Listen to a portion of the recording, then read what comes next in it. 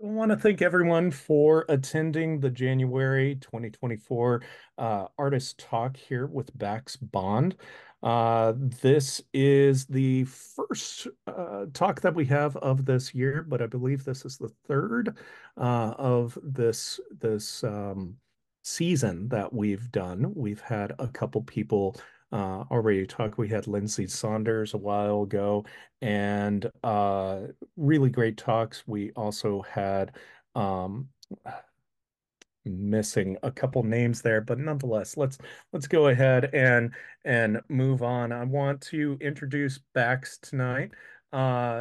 Bax Bond is a research professional at the Alaska Center for Energy and Power. In his free time, he is also a landscape photographer. Growing up in Southwest Alaska, he was taught by his family how to navigate the ocean and the tundra. He enjoys the variety of landscapes surrounding Fairbanks, especially if his wife and three labrador dogs are involved. So I really want to also talk about how I know Bax. I had to look it up in my email and found out that about 7 years ago he ended up taking my darkroom photography course, and I've really appreciated his beautiful artwork since then. I've followed his various exhibitions that he's had in the Fairbanks area and always enjoy looking at his landscape because I feel like some of what he sees in the landscape kind of jives with the same way that I photograph. They're beautiful, gentle pictures that are in so many ways different than the kind of Ansel Adams images that we end up seeing, or the perfection of a bluebird day in landscape form. His black and white landscapes are just awe-inspiring and moving in a very emotional way, and I really connect with his work because of that. And I'm so happy to be able to present his work here for all of you tonight. So without further ado, Bax Bond. Thank you, Jason. Let me share my screen. Okay, so a little bit about me. As Jason said, I have three Labrador dogs. Uh, this yellow one is Roscoe, middle one is Ori, and this far brown one is Mull. That's a dog tax for the evening. Um, so I'm from a little village in Southwest Alaska called Tunuk. Um, this is an aerial photo taken, I think, in 2009. I grew up on this end of the town, and it's a really beautiful place. There's no trees. One of my biggest adjustments that I had to get used to when I first moved to Fairbanks was not being able to see more than a couple hundred yards because of the trees. And this photo down here was taken in the 1920s, and um, I still try to go back every spring to practice that sort of lifestyle that I don't get to do here in Fairbanks because there's obviously no ocean in the Fairbanks. And a little bit more about me. I really love Wikipedia. Dogs can wear hats, and but that's not why you guys are here. I also take landscape photos. The one on the left is out at St. George, middle of the Bering Sea. It is really, really incredible out there. And then the one on the right is somewhere along the Taylor Highway near the border with Canada. So that's a little bit about me. I'm going to stop here and give a very quick trigger warning. I will be briefly talking about missing persons, and so if you aren't comfortable, I would suggest muting for the next couple minutes. So up here in Alaska, it's unfortunately very common for not even a month to go by if you hear about a missing person. And it was ingrained in me at a very young age to try to avoid going missing, mainly out in nature. And one of the ways that we were taught to do this was to know place names. Every single dot, every single line in this photo over here is a place name. Um, it's non-comprehensive. It looks comprehensive, but I know that there are certain place names missing. Um, because I'm from this area. I know all of these place names by heart. And on the right there, I came across this while I was doing a Wikipedia, and it's a tactile map from eastern Greenland. Um, uh, there are a couple dozen of them. They're called the Apostolic wooden maps. They're tactile maps, so you can read them even if there's no light. And that's just one of the ways we um, uh, one, one of the ways we navigate the Arctic. Um, it's dark up here, and you always need to know where you are. Like right now, I know which way north is that way, um, and that was one of the two really big things that I was taught growing up was to know where north is and to know where you are and know the name of the place of where you're at. And speaking of place names, indigenous place names tend to not be named after people. This is on Nelson Island. My hometown is to the northeast of here, and it's called Cape Vancouver, and it's named after some guy named Vancouver, and um, I couldn't figure out who Vancouver was. Um, Indigenous place names tend to be named after some sort of experience or event or characteristic. Um, like for example, Cape Vancouver, Yukon is called it's called Kampagalik, which means place with walruses, which is descriptive. But also you can have place names like Nimatja, which is under the house, but it's a hill, and why would you name something Nimatja under the house, even though if it's a hill? Um, so that meaning has kind of been lost to time, but there's new ones coming up all the time. Like one of my friends, she's from one of the villages on the Yukon Delta, and they have their their camp. They call it slow motion because someone fell over and it looked like slow motion. So that's sort of the experience kind of place names. And so just getting an idea for what this project is. That's one half of it, or maybe more like three quarters of it. And another thing about me is I listen to a lot of music. Um, this is just the music I listen to on the app. That's not including car radio.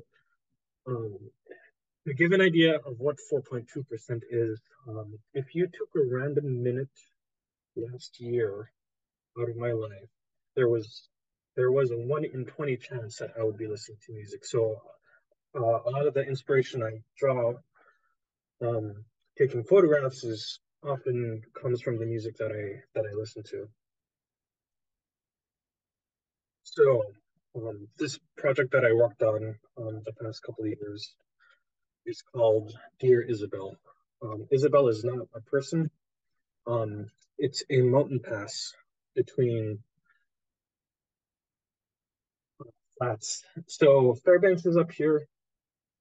Over here to the west is the Parks Highway.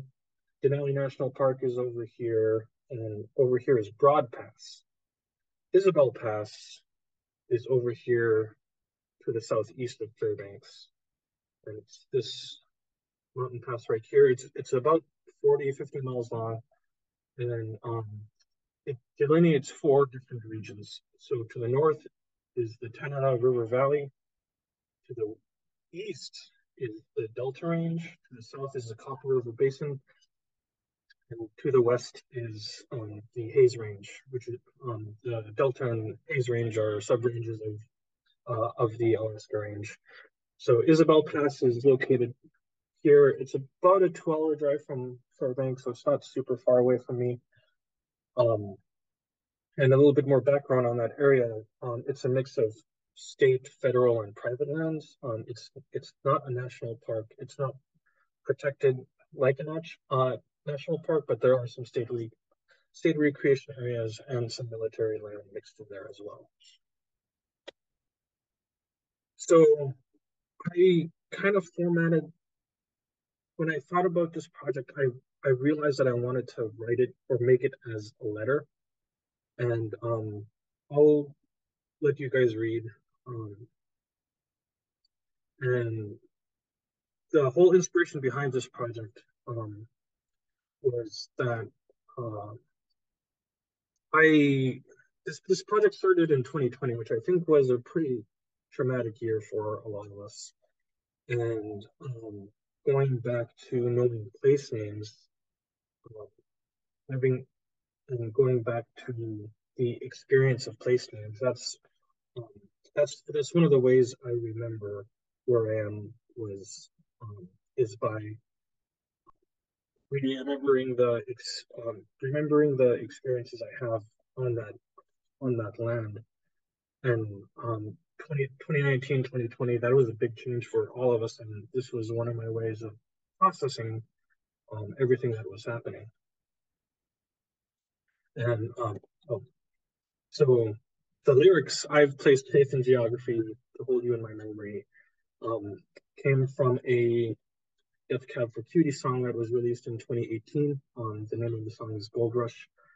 I highly recommend this album. It's a great album. It's called Thank You for Today.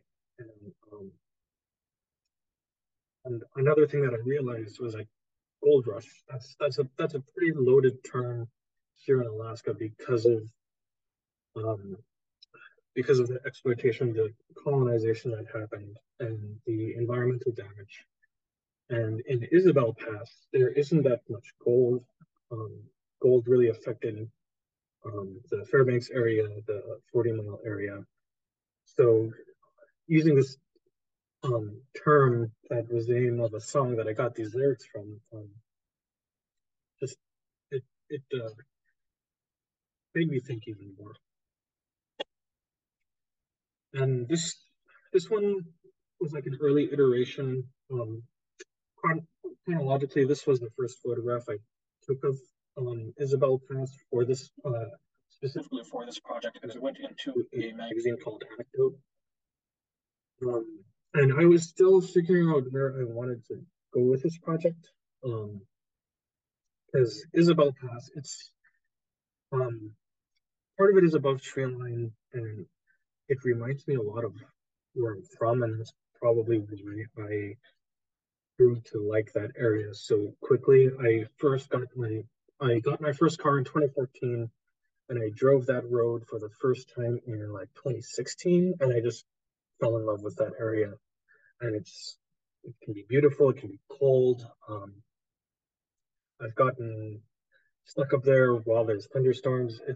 It's a really awe-inspiring place that people don't tend to go to or stop by because it's not as recognized as a place like Denali National Park. So in certain ways, it's a lot more quiet, and there's also public use towns. So that's how I started off this project. And then as I explored this area more and more, I came across this paper by James Carey. Uh, he is a professor emeritus here at UAF. And I was kind of um, I wasn't really paying attention to this paper. I was just kind of skimming it, and then I saw Denali Dome, which is a prominent dome at the northern end of Isabel Pass, and it's a very common hiking destination. And I saw that the Middle Canada name was Tadze, which means heart among glaciers. And in case you didn't pick it up, there's no glaciers there now. but there was 10,000 years ago, and it's having this name that's based on a description. And in reference to this photo, the glacier would have been flowing kind of parallel to this mountain, and then I it made me think a lot more about what I'm photographing. Am I photographing land as land, or am I photographing like land as an experience, or as like a description, something like a little more than just like looking at this land. And I only came across this article after I took this photo. The place names there are ancient, 10,000 years, going all the way back to the last ice age. And this is also the northernmost photo of of that I have of Isabel Pass. And this one is the southernmost photo that I have of Isabel Pass. So this is looking north. The pass is right behind these hills. Um, and this is taken uh, during one of the really bad fire seasons. I think this was last year or the year before. Um, but yeah, it's and these two photographs were taken the same day. This is smoke and the other one is clear. And then as I thought about that article some more and I read it a bit more in depth, um, I realized that some of the place names that Dr. Carey was talking about, um, they're they're based on flow. So way back in the Ice Age, there was a glacial lake Otna that flooded the Copper River Basin. Isabel passes up here, and I took that photo around here. And don't worry too much about trying to read these names. Um, but the place names for that area are in relation to the ancient coastline of this lake, and it made me realize even more of how how much history is behind these place names and this area, but I didn't really realize it until I started taking photos of this area, and I that kind of reinforced my initial um, method of writing this up or making this project as like a letter to that area. And I, I don't think I could talk for the whole hour, um, but this is where the glacier would have been flowing towards the road. Um, and I think I organized these kind of north south. Um, and I also wanted to capture it during the winter. This is right near Rainbow Mountain for those that are familiar in the area, and I I realized that I the way that I of taking photos of this area now is like more of a portrait style. I take that with a little grain of salt because I don't do very good portraits of like humans. Um, but of land, it comes a bit more naturally. And yeah, it's just a really beautiful area. This is not too far from one of the public use cabins, and it's very windy there. It's it's a very hardy place no matter what season you're in.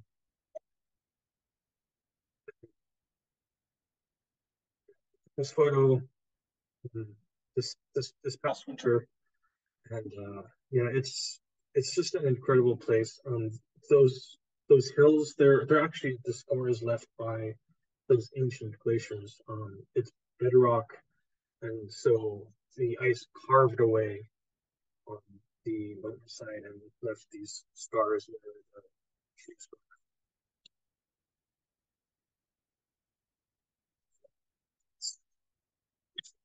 If you have the chance to go through Isabel Pass, I really highly recommend it.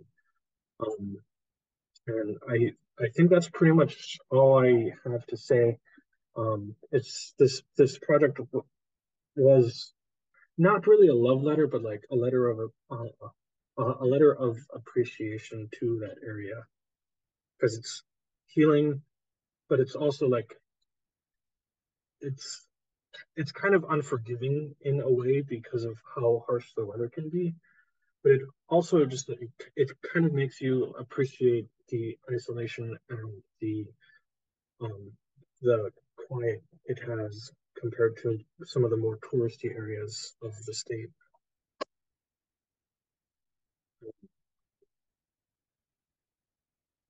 think I think that's pretty much all I got. Um, Also, a little bit of story about this photo. So this photo was taken the same exact day that the U.S. Army moved the Magic Bus, and I got to see. I think it was like half an hour after I took this photo, I saw the helicopter that moved the Magic Bus um, flying uh, flying over. And then about 45 minutes after this photo was taken, there was lightning and thunderstorms in the area, so I had to get off that mountain pretty fast. And yeah, that's all I have. Thank you so much, Bax. Um, like I said earlier, I've just always appreciate your perspective on these just beautiful and unique landscapes because these aren't the kind of landscapes that you usually see. It's so often that people are looking for the perfect conditions and no cloud cover and a bluebird day, and you want that color to be ultra saturated. So it's so wonderful to see not just the weather be part of the character of the image, but also the mood and the emotions that are attaching to your photos. So I've always appreciated looking at your work, and I think you're the first person that I've ever heard say, like I do, that I take portraits of my landscapes. And so I really appreciate that too. Uh, I think that in some way there's a lot of similarities between your work and mine, and I really love seeing how you approach the same subject matter in a completely different way. So thank you so much for sharing that with us. Um, at this point, you are more than welcome, all of you, to unmute or put some questions in the chat. That's always easier way to end up doing things. I'm going to read some messages out of the chat right now. Maggie says, beautiful words, lovely connection between music, photography, geology, and great use of leading lines in black and white. Um, Kim LeClaire says, Bax, it was a pleasure to hear the story behind your photography. And I want to welcome anyone to unmute themselves and ask Bax any questions that you might have. Yeah, I have one. Bax, thanks so much for doing this tonight. Beautiful work. And I have a logistical question. When you go and photograph there in the winter time, it looked as though the road was in pretty good condition. Do you drive or do you have to snow machine? How do you get from A to B? Uh, Luckily, the Richardson is it's designated an important road because it connects to Valdez, so it's pretty well maintained. Um, and so I normally drive down there, and then if the weather and the conditions have been right, then I often walk along creek beds because those tend to have less snow. Um, and I haven't gone out skiing out there yet. I'm a bit cautious on backcountry skiing, but I did recently purchase snowshoes. Yeah, I was curious because so Richardson, yes, I've done some of that area in the summertime near Paxton, which I think is a little further south, isn't it? And I do know if you try and drive the Denali in the winter, it's you basically need to be on a snow machine there. But yeah, it looks wonderful. You've given me ideas. That would be a wonderful drive to go up there in the winter. Yeah, the Denali Highway is closed during the winter, but that's I think like another 30 miles south of Isabel Pass. Yep. I just want to say thank you, Bax. I think I've seen your work in rarefied light in the past. And so it's nice to see you and see some of your other work. I do see a similarity in a way with the style that Jason, some of his landscapes. So it's kind of interesting. I was wondering if you were shooting film. I'm assuming that you are.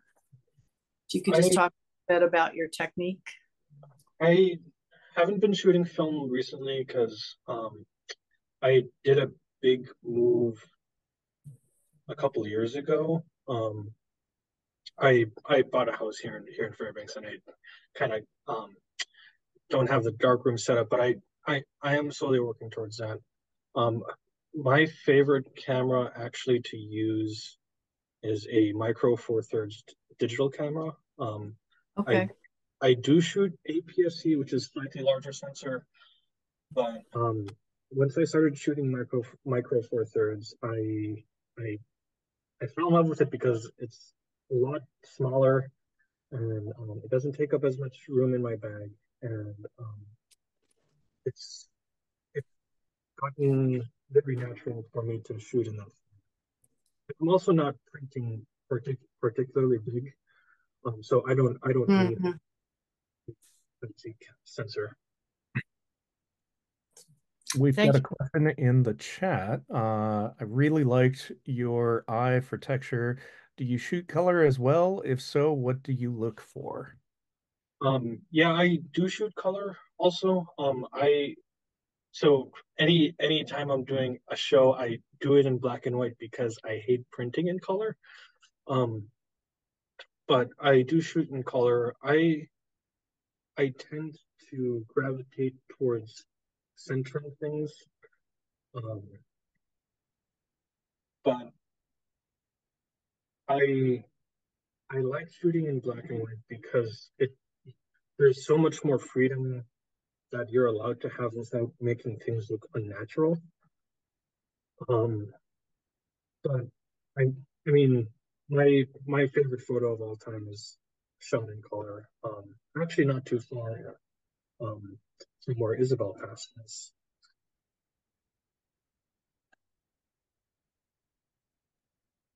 I have Okay, a and question. yep, go ahead. All right. Yeah, thanks, Bax, for the presentation. Really good work. And this is, I don't know, maybe kind of a technical or I don't know how interesting this question is, but I noticed that some of your images were square. And is that an artifact of the format of a camera or the type of camera you're using, or do you crop into that square, which I like. I'm not a non-cropper. Just curious what your approach is to that sort of the final presentation. Yeah, so when I first got into photography, it was um, it was when Instagram was starting to get big, and I don't know if you remember this, but um, in the early Instagram days, you were only allowed to upload square photos. Mm. So I kind of trained myself to shoot square because of that, and then they started allowing other ratios, and I really like vertical because of the way it looked on my phone screen. And so I I know I'm a landscape photographer, but most of the time I shoot either square or vertical portrait style on landscapes. So to answer your question, yes, I do that on purpose. Mm. It kind of made me think, is this a 2 1/4 or a 4x4 or, some sort of a square or almost square format? But um, And another question I have is, are you having any shows in the near Uh, future? Anywhere, where can we see your work, I guess? I don't have any shows planned. I had one in August at Black Spruce Brewing Company here in Fairbanks. Um, but I'm still mentally recovering from that. Just because it's so much work and so much time, and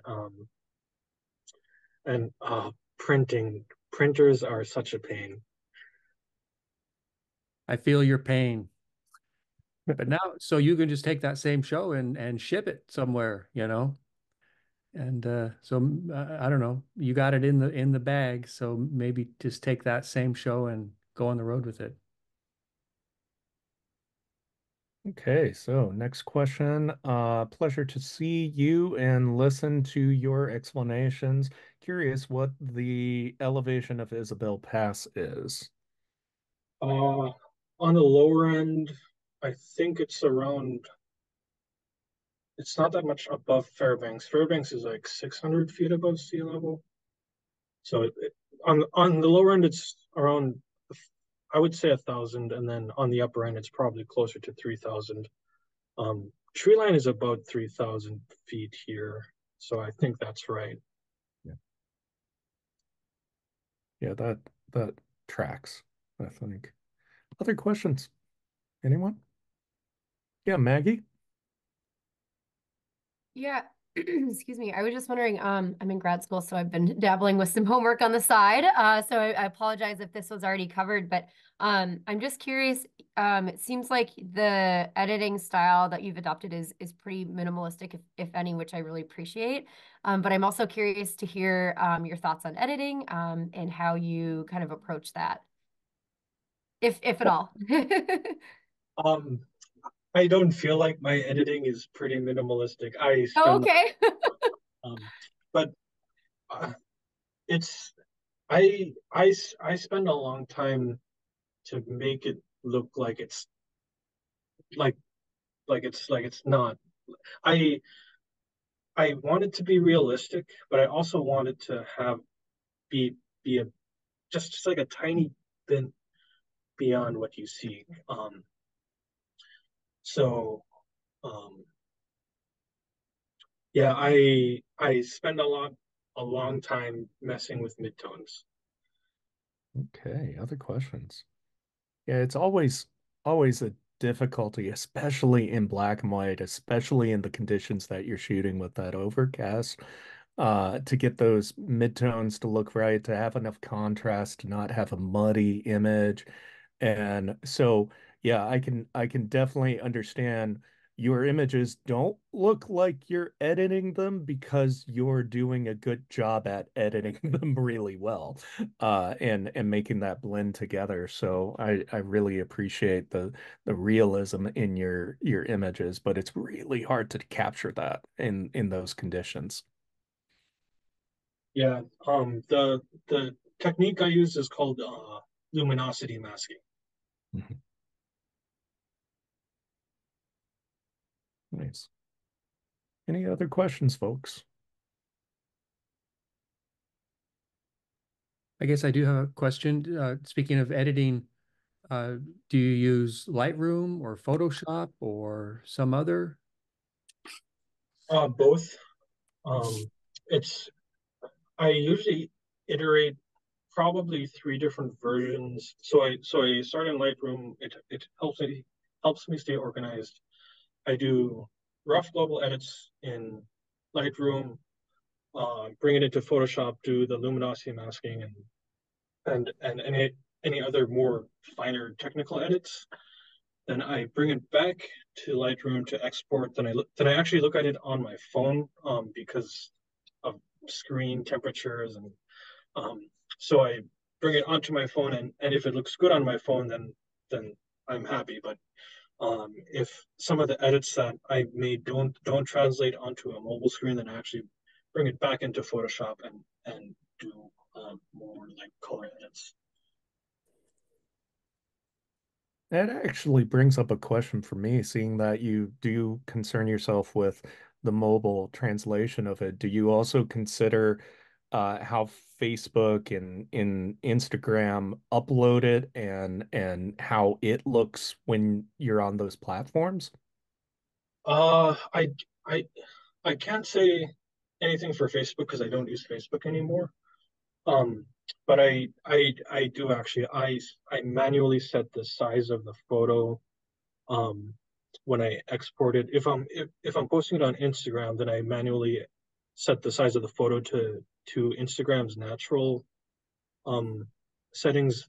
That way I don't need to rely on any Instagram compression algorithm. And it just uploads straight one. Great. Thank you. Other questions, folks? Okay, well, thank you so much, Bax, for presenting your work here tonight and answering all of these great questions. Really appreciate it, and I hope that we get to see your work in other shows throughout the state soon.